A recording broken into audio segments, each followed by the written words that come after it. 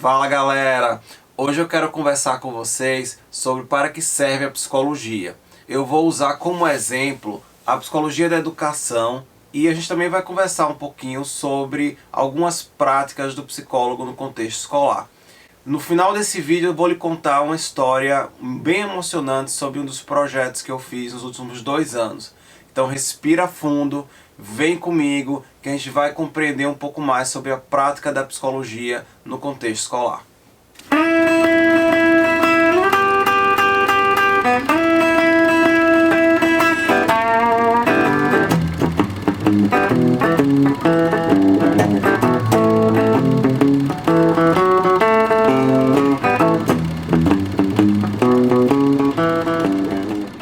Primeiro, um paradoxo. Se de um lado a gente tem o entendimento de que a psicologia ela é uma ciência e, portanto, ela é formada de teorias, de um outro lado a gente vai ter um verdadeiro dilema sobre como aplicar na prática essas teorias. Então, se a gente for pensar a psicologia da educação, por exemplo, ela visa justamente a aplicação de princípios e teorias psicológicas dentro de um contexto educativo. Só que do outro lado da moeda a gente tem, paradoxalmente, uma discordância muito forte de como deve se dar essa aplicação. Quais são os tipos de profissionais necessários para que essa aplicação ela ocorra bem? Como é que se dá essa troca de conhecimento entre múltiplas áreas? Então são algumas dessas questões que tornam difícil a gente ter uma relação rápida e totalmente eficiente, diretiva, entre teoria e prática. Mas é extremamente importante que a gente pense nessas relações, especialmente do ponto de vista paradoxal, porque elas vão expressar muitas vezes as contradições que nós encontramos na própria realidade. Se a gente for pensar, a psicologia da educação, ela traz no seu âmago uma ideia extremamente importante para a própria psicologia. É aquela ideia de que, na prática, nós estamos constituindo contribuições muitas vezes extremamente originais com o intuito de a gente tanto conhecer processos psicológicos e tanto a gente desenvolver e melhorar os processos educativos. Agora, vamos pensar do ponto de vista histórico primeiro, para a gente poder compreender melhor essa relação teoria e prática. Pega, por exemplo, a primeira metade do século passado. Tá? Vamos observar que facilmente a gente pode distinguir 3 grandes elementos. Se a gente for fazer assim uma triangulação entre psicologia, aprendizagem e desenvolvimento de contexto escolar. A gente vai ver uma ênfase muito forte nas diferenças individuais, na prática de experimentos de aprendizagem e um terceiro ponto, um foco também muito forte naquilo que a gente pode estar chamando ou de psicologia da infância ou até mesmo num olhar de desenvolvimento do ponto de vista humano. E a gente pode pensar, a título de exemplo, em figuras históricas da psicologia. O Tordick, dentro daquela lógica de que a aprendizagem ela se dá pela relação entre estímulos e respostas, como outros também pensadores que trabalharam com experimentos em aprendizagem. A gente pode lembrar do Watson, a gente pode lembrar do Skinner. A gente também pode pensar nesse primeiro, digamos assim, essa primeira metade do século passado com figuras importantes, como Vygotsky, que trabalhou com mediação, e como a mediação ela é um componente fundamental para esse desenvolvimento intersubjetivo e especialmente do papel da cultura no processo de aprendizagem. A gente pode também lembrar do Piaget, que é uma outra enorme figura da psicologia, e que vai colocar justamente desses processos de maturação do ponto de vista cognitivo, como é que a criança está construindo ativamente seus mundos, como as crianças elas estão construindo esse mundo intersubjetivo que vai dar vazão a elementos de extrema importância do ponto de vista cognitivo. Mas, todavia, contudo, se a gente pensar nesse momento, foco no indivíduo, o foco nessas relações que impactam o indivíduo, a gente vai ver que existiria uma promessa ali dentro dessa lógica histórica. E qual que é a promessa, qual que é a promessa implícita desse contexto? é que a gente estaria estudando as diferenças individuais, a gente estaria estudando os elementos, né, de aprendizagem a partir de experimentação, a gente estaria estudando o contexto ao qual uma criança se desenvolve, muito para minimizar esses problemas de aprendizagem e tentar ao máximo maximizar essas oportunidades de aprendizagem. Embora essa promessa ela seja idealmente algo interessante a gente pensar, né, porque a gente está falando da possibilidade do ser humano se desenvolver continuamente, a gente também pode olhar do outro lado da moeda alguns problemas subjacentes a essa própria promessa. Que é aquela pergunta, né? E como é que a gente faz com as pessoas que não conseguem, ou que não se desenvolvem, ou que de um certo modo elas encontram obstáculos para o seu próprio desenvolvimento, sua própria aprendizagem. A gente tem que lembrar, né, que todos nós somos seres humanos e todos nós enfrentamos obstáculos. E dentro dessa própria pergunta, né, dentro dessa lógica que a gente tem do inverso ao idealismo, a gente vai ver que alguns problemas podem, né, e emergiram dessa proposta, digamos assim, dessa promessa implícita, que é a rotulação, no sentido de quem é mais capaz ou quem não é tão capaz assim de aprender, e até mesmo, né, a problematização do indivíduo, ou seja, você colocar a patologia num sentido mais específico para a não condição de aprendizagem plena. E isso reduz bastante o olhar, se a gente for pensar do ponto de vista psicológico, porque a gente está centrando o olhar no sujeito, nas possibilidades do sujeito e como aquele sujeito ele vai se desenvolvendo ao longo do tempo. Guarda na cabeça isso, porque a gente também tem que ser justo com os teóricos nesse ponto. Porque se a gente olhar o próprio Piaget e o próprio Vygotsky, eles vão dar um valor enorme à realidade social, certo? E a gente vai ter outros teóricos, né, que vão dar um olhar extremamente individualizado, ou vão buscar práticas extremamente individualizadas para essa constituição. O X dessa questão é que quando a gente chega mais ou menos na década de 50, a gente tem muito pouca concordância do ponto de vista teórico sobre quais são os objetivos dessa psicologia da educação, e a gente também tem muito pouco concordância em termos de resultado, de discussão de resultado.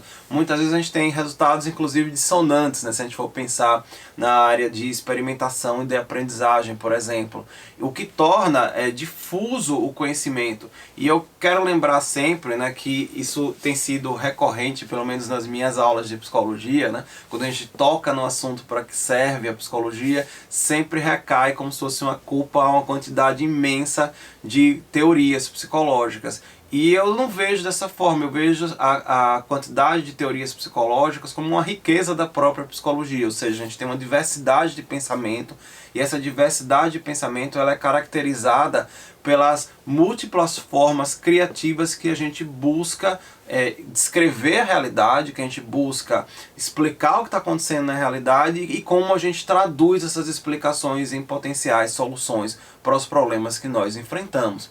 Mas lá pela década de 50, essa difusão, vamos botar uma palavra, essa dissonância, ela começou a ficar muito aparente. E, evidentemente, grupos de teóricos começaram a questionar sobre a real validade desse processo, né? De você ter múltiplas teorias, mas você não ter resultados que muitas vezes eles estejam próximos ou dialoguem de uma certa forma. Se isso por si só não fosse suficiente, você vai ter também a emergência de outras áreas do conhecimento que vão estar disputando espaço com a própria psicologia da educação. Um exemplo, né, a sociologia da educação, entre outras, a economia da educação, que vão estar ali tentando explicar e descrever as realidades sociais, econômicas, que perpassam o contexto escolar e que muitas vezes essas realidades também elas dialogam com aquilo que a psicologia está se propondo a fazer. Então a gente tem ali, vamos pensar assim, a psicologia, o período da psicologia como uma rainha entre as ciências dentro de um contexto escolar, ele começa a ser questionado por o aparecimento, né, pelo surgimento natural de outras áreas de interesse que estão ali tentando descrever, tentando explicar e tentando também colocar soluções para os principais problemas pedagógicos e escolares que nós enfrentamos. Se você me perguntar novamente se isso é ruim, eu vou dizer para você que não, né? Porque a gente tem uma diversidade de pensamento e, evidentemente, com uma diversidade de pensamento, qual que é o nosso maior objetivo? A gente criar uma comunidade que consiga dialogar sobre essa diversidade de pensamento e que a gente consiga, junto, produzir soluções para tudo isso.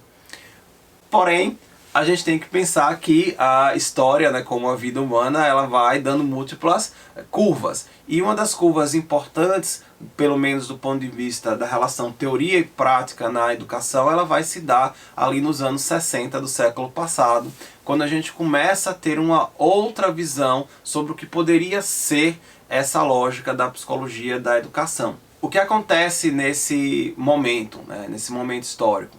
Você tem uma argumentação de um lado de que os resultados da psicologia até então não conseguiram explicar, né, tudo aquilo que se prometia do ponto de vista do fenômeno psicológico, e a argumentação é simples nesse sentido, de dizer que a psicologia ainda é uma ciência jovem.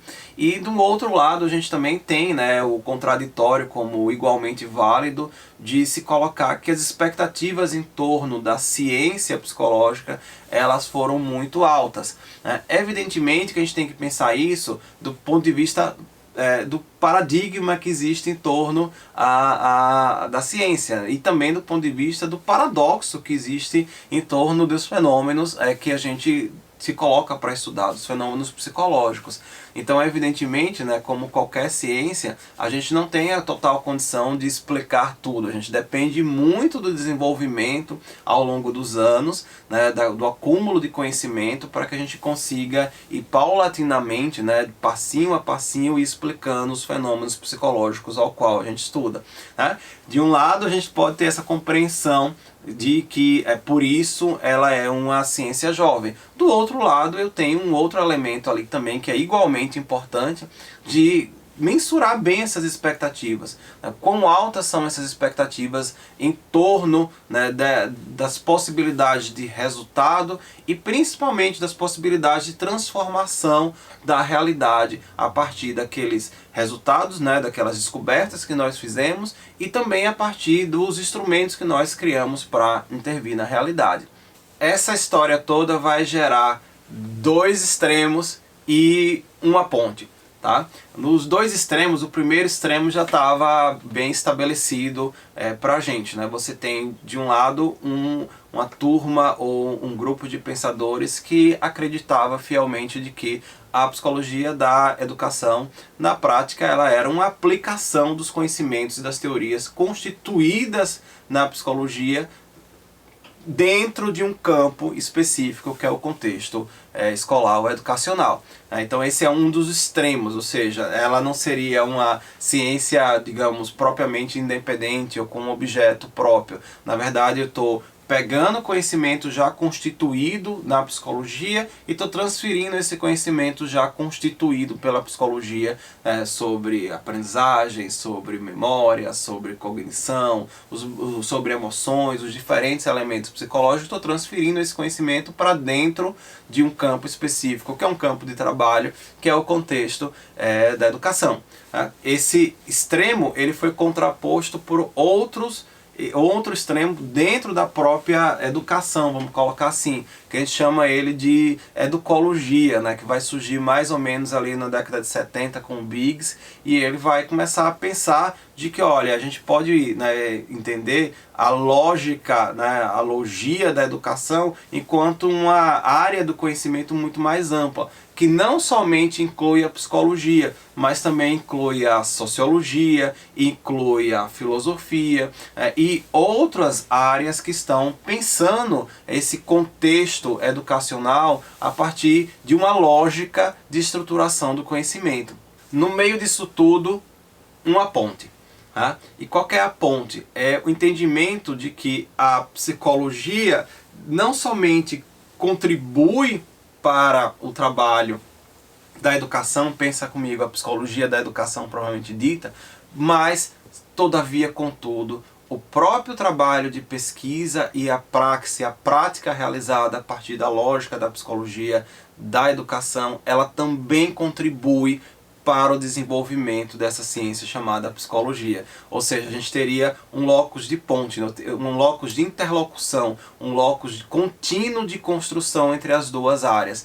Você tem a psicologia, pensa lá como ciência mãe, mas ao mesmo tempo você tem o reconhecimento da psicologia da educação enquanto o seu estatuto de ciência capaz de gerar conhecimento, capaz de gerar teorias, capaz de gerar construções e soluções práticas que porventura também influenciam a própria psicologia e ajudam na sua construção.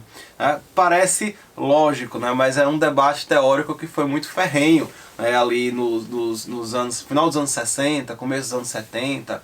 Então, se a gente for pensar em psicólogos importantes, como o Alzheimer, da aprendizagem significativa, né, e da maneira como a gente vai hierarquizando cognitivamente os nossos processos de aprendizagem, e outros psicólogos, outros representantes dessa área, essa é a ideia de que, sabe, a ponte ela não pode ser constituída, sabe, a despeito da ciência básica que a constitui.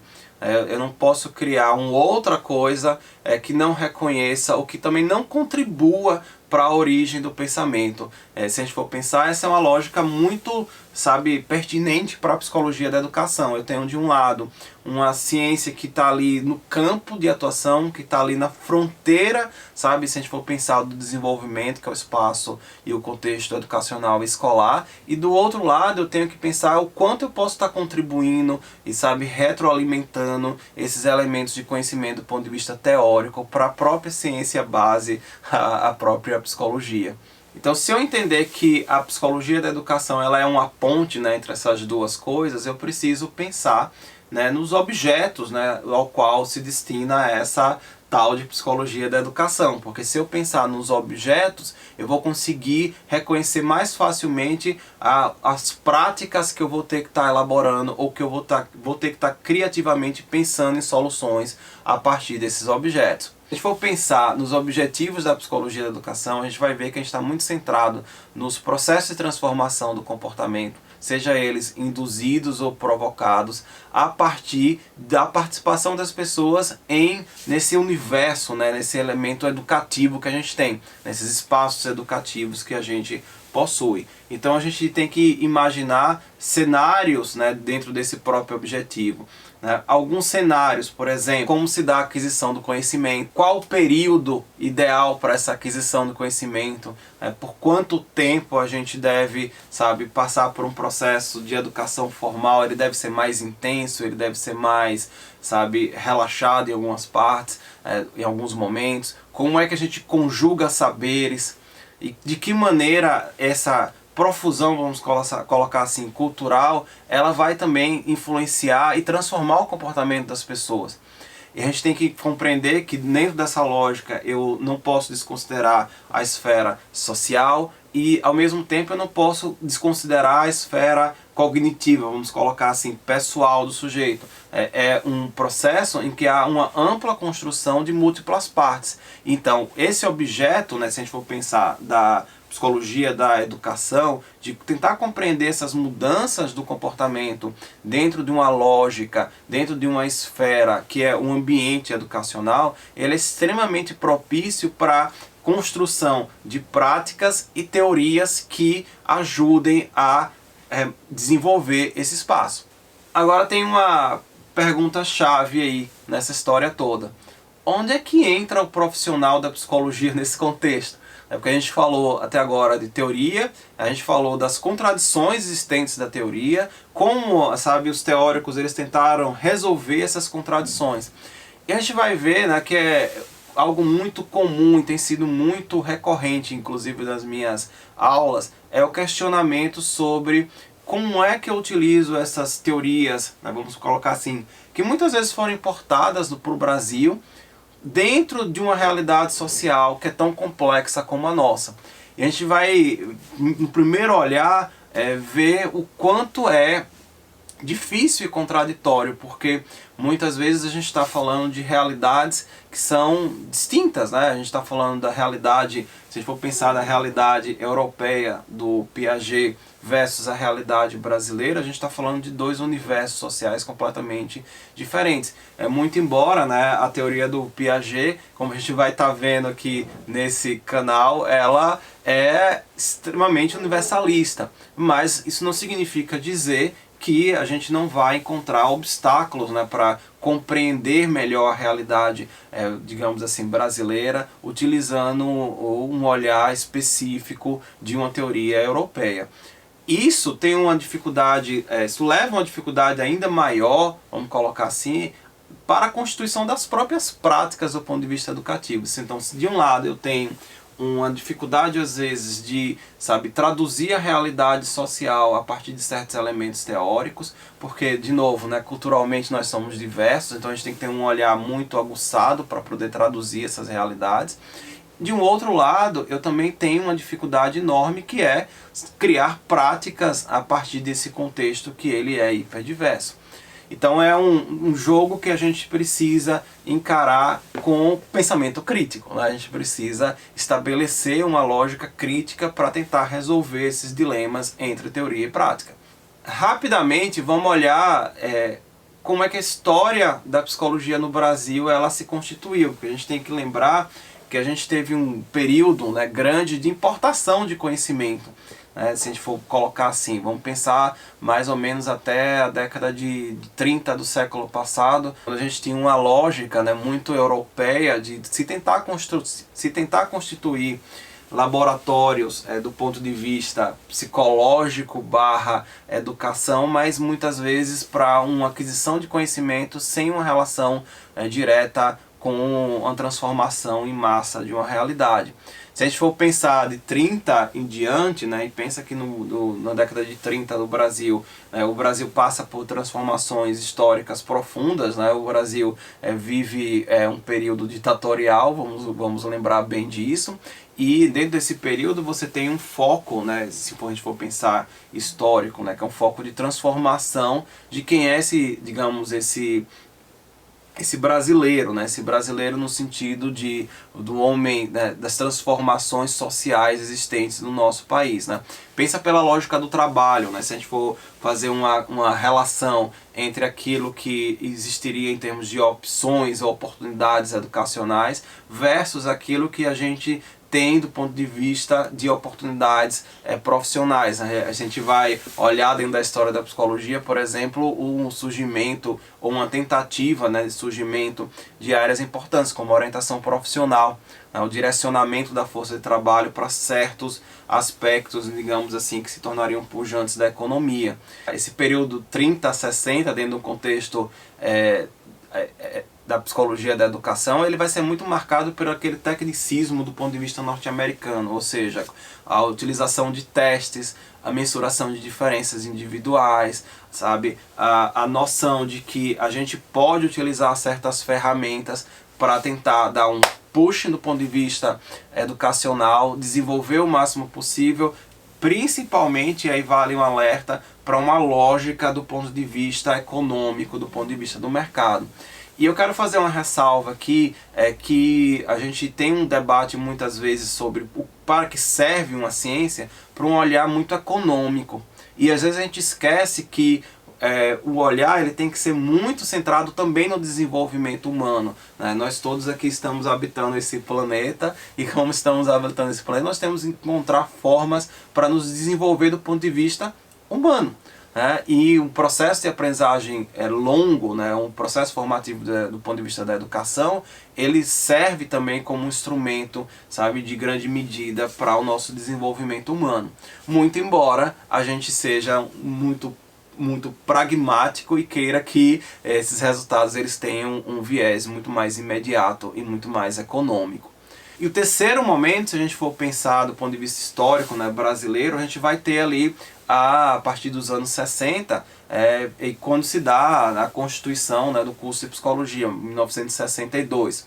o surgimento oficial dessa figura do psicólogo, e evidentemente que esse sujeito ele chega no mundo do trabalho com superpoderes para solucionar super problemas. Então a gente tem um locus da psicologia como o sujeito que vai solucionar alguns desses problemas que estão dentro, né, desse universo escolar.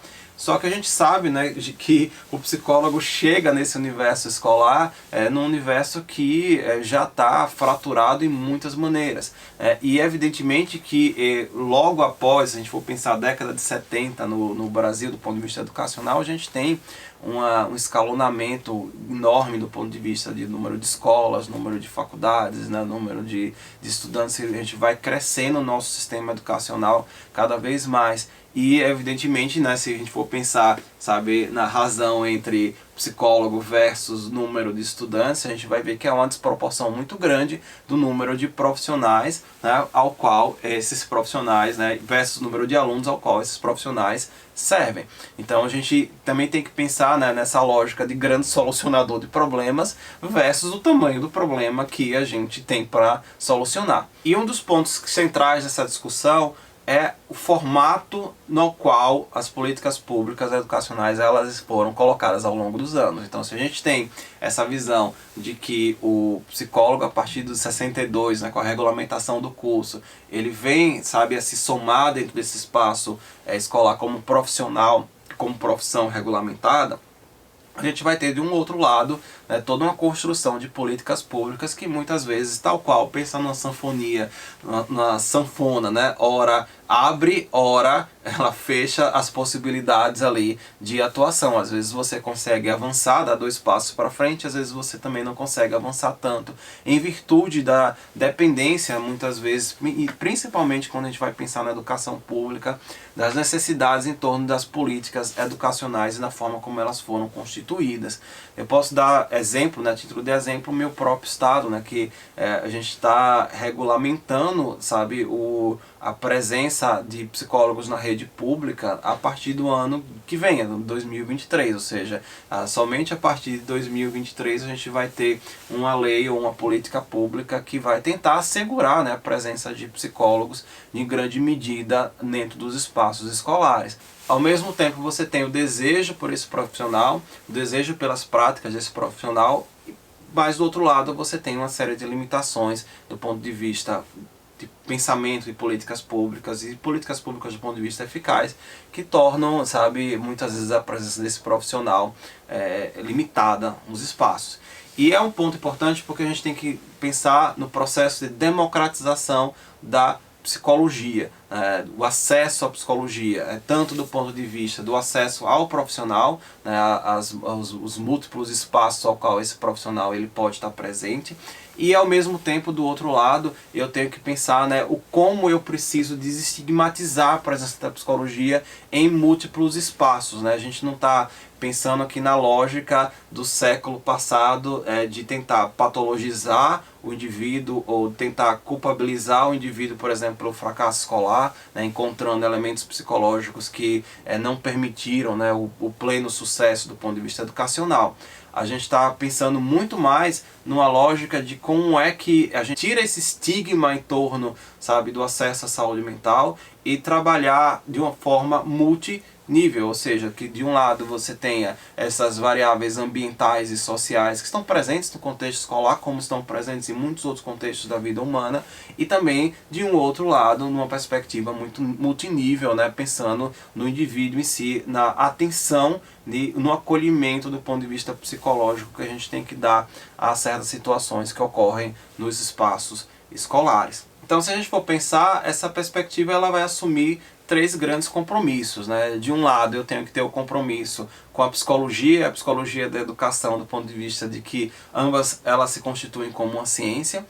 De um segundo, né, patamar, não menos importante, a lógica de que para eu fazer esse trabalho bem feito e de amplo acesso, eu tenho que trabalhar com as classes populares, né? Então eu tenho que pensar na acessibilidade do ponto de vista psicológico, e no terceiro momento eu tenho que pensar numa lógica de que todo esse compromisso ele está gerando também uma praxe, E essa praxe, ela, ou prática, né, ela tem que ser efetiva dentro de um esboço que eu tenho, sabe, de quantidade de pessoas que eu vou estar atendendo, versus as possibilidades ou estratégias ou mecanismos psicológicos que eu tenho na minha mão.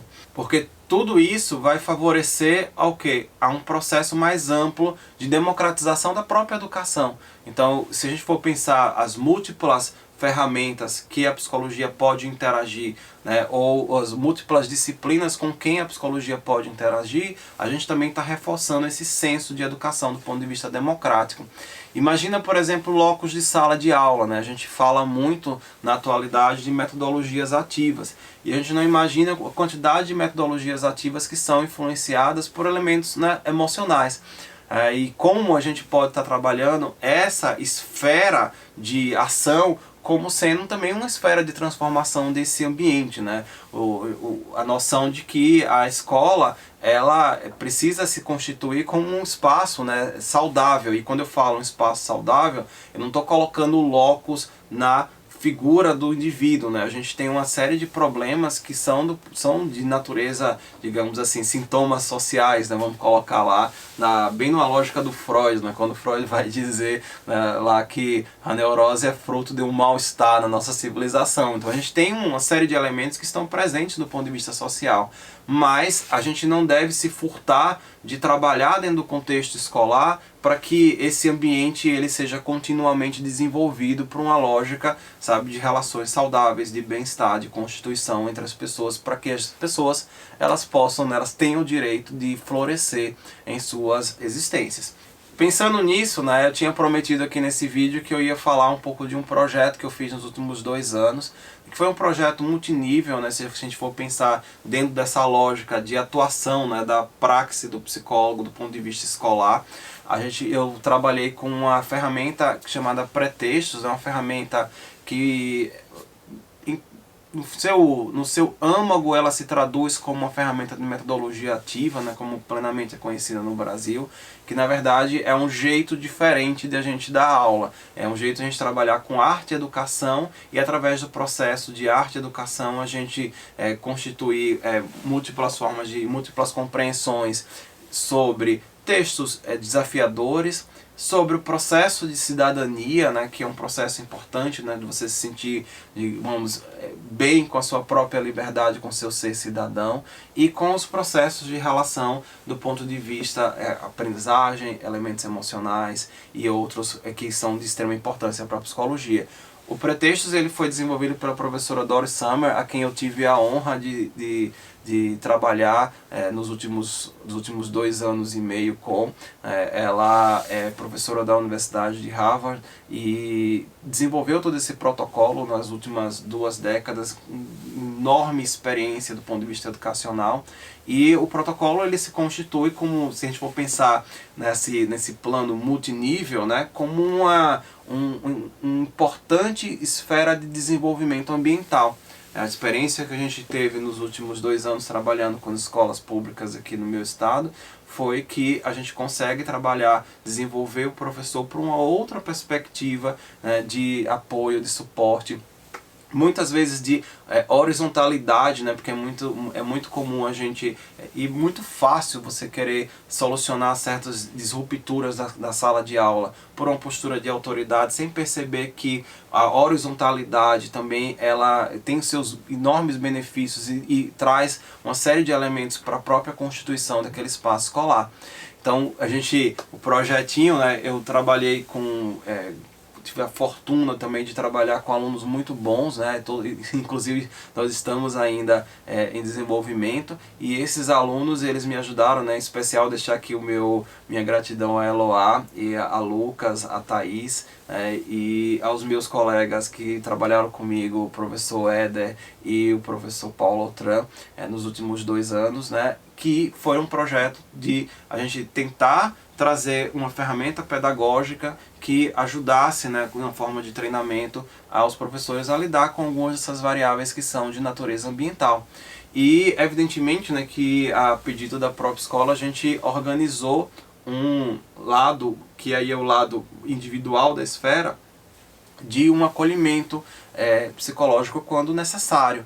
Ou seja, você tem um espaço de atuação pedagógica ali, né? Você tem um espaço de transformação daquele ambiente, né? Para que ele seja continuamente, né, saudável, para que a gente consiga continuamente estar desenvolvendo dentro de uma perspectiva, sabe, de saúde, que considera também os múltiplos obstáculos que a gente tem na realidade e ao mesmo tempo não se furtando de, quando necessário, construir as pontes para que esse auxílio psicológico ele venha a ocorrer. Quando a gente pensa no trabalho prático, né, o trabalho do psicólogo escolar, esse trabalho ele está sustentado por teorias. Sim, se eu for pegar o próprio pretextos, isso é muito interessante, muito fascinante, muito embora tenha sido constituído por uma pesquisadora norte-americana, ele é amplamente influenciado por teóricos brasileiros. Eu posso citar Paulo Freire e Augusto Boal como sendo dois dos seus grandes influenciadores, né? E de uma outra, sabe, de uma outra vertente, sem perder a lógica de como essas teorias elas vão constituindo práticas que estão conectadas com saberes locais e que precisam desse manejo específico de um profissional para que a gente vá continuamente desenvolvendo os espaços. Se a gente for pensar na importância do pensamento crítico em torno dessas práticas, ou seja, de você estar continuamente avaliando esse processo, a gente vai ver que as escolas, né, infelizmente, ainda passam por fenômenos extremamente complexos. A exemplo da própria violência. E o quanto a gente tem que trabalhar para que o espaço, né, mesmo quando a gente, infelizmente, vivencia situações difíceis, situações que são extremamente desafiadoras do ponto de vista humano, que a gente consiga ir mantendo um senso de que a educação, ela transforma sim o comportamento, a educação ela transforma as pessoas e as pessoas elas transformam o mundo, e esse mundo a gente tem o direito de que ele seja mais desenvolvido e que a gente consiga fazer os sonhos das pessoas florescerem. Então, enquanto prática, eu me identifiquei muito nessa lógica multinível, de pensar qual que é o contexto ao qual eu estou, trabalhando, pensar em quais teorias me ajudam a interpretar esse contexto e pensar quais são as práticas realmente que eu consigo fazer funcionar nesse contexto. Aí fica um detalhe dessa história, né, que foi o meu maior aprendizado ao longo dos últimos 2 anos. Né? A gente não faz prática desassociada à teoria. É certo? A teoria ela tem um fundamento para o nosso pensamento crítico e ela nos ajuda a solucionar esses problemas que nós encontramos enquanto desafio todo santo dia. E esses desafios eles são importantes também e são importantes para o próprio desenvolvimento daquilo que a gente chama de teoria do ponto de vista psicológico. Então a gente não pode ter uma noção de que, a verdade ela, do ponto de vista teórico, ela é estática. A gente está buscando sempre desenvolvimento do ponto de vista prático e sempre desenvolvimento do ponto de vista teórico. Porque no fundo, o desenvolvimento humano é tudo que nos interessa. Não, o dedo descongelou. Deu frio, tá funcionando.